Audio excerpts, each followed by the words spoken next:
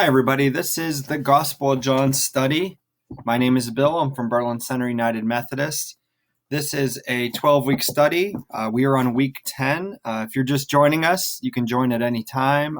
We are just been studying this book, and we are currently looking at John chapter 18, and we're going to begin John chapter 19. Today is July 26th, and following this reading, then we will hear from the author, some of his comments about these passages, and then some reflection questions. So let's look at chapter 18, verse 40. They cried out again, "Not this man, but Barabbas." Now Barabbas was a robber. And then let's look at chapter 19. Then Pilate therefore took Jesus and scourged him.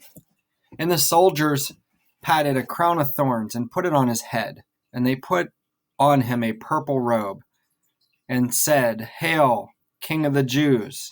And they smote him with their hands. Pilate therefore went forth again, and saith unto them, "Behold, I bring him forth to you, that ye may know that I find no fault in him." Then Jesus came forth wearing a crown of thorns and a purple robe. And Pilate saith unto them, "Behold the man." When the chief priests therefore and the officers saw him, they cried out, saying, "Crucify him! Crucify him!" Pilate saith unto them, "Take ye him, and crucify him, for I find no fault in him." The Jews answered him, "We have a law, and by our law he ought to die, because he made himself the Son of God." All right, let's go ahead and then look at, I'm going to read to you on page 140, the comments from the author, Ben Witherington III. The name Barabbas is an Aramic name that literally means son of Abba, that is, son of his father. This contrasts nicely with the end of the story, where we hear that Jesus claims to be the Son of God. Now, Barabbas is a revolutionary, and while we are at it, the two men on the cross beside Jesus were not thieves. Theft was not a capital crime under Roman law. No, those two men are revolutionary bandits just like Barabbas, who had taken part in an uprising against the Romans. And Jesus himself will be crucified as some kind of revolutionary because he claims to be a king.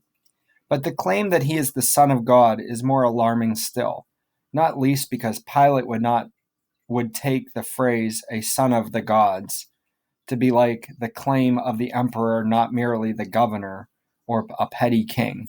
The flogging of Jesus and the crown of thorns in this case should not be seen as part of the process of execution. Pilate has not decided to execute Jesus. Instead, he is hoping that a simple flogging of the madman and public shaming will be sufficient, and he can be done with this sordid affair. No such luck, as the flogging, Pilate says, "Look, I find no basis to execute Jesus. Behold this pitiful man." The implication being, how could he be a king or a real threat? When the Jewish officials see this, they shout to crucify him. Pilate, in disgust, says, "You take him and crucify him." But then the officials play the further trump card, saying, "We do have a law that says he should die, as he claimed to be the Son of God." But as they said before, they don't have the authorization to kill him. This claim frightens Pilate. Maybe there is more to Jesus than meets the eye. Another inquisition ensues. All right, and then the reflection for today. Why do you think Pilate flogs and then tries to release Jesus?